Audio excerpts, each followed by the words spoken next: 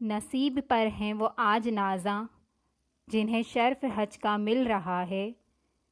मना की जानिब रवां दवां हैं, लबों पे लब्बैक की सदा है। या इलाही हज करूं तेरी रज़ा के वास्ते, कर कबूल इसको मोहम्मद मुस्तफ़ा के वास्ते।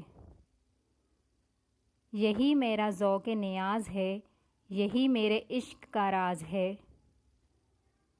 तेरी याद में मेरा झूमना, मेरा हज है मेरी नमाज है।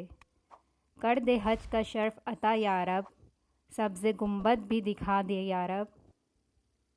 तेरा दर हो मेरा सर हो, ये जबी यूं ही झुकी रहे। मेरी आँख हो तेरी दीद हो, मेरी आँख में यूं ही नमी रहे। अल्लाह पाक हम सब को हज की सआदत नसीब फ़रमाए, आमीन या रब्बुल आलमीन। अगर आपको वीडियो अच्छी लगी हो तो लाइक और सब्सक्राइब करना ना भूलिएगा।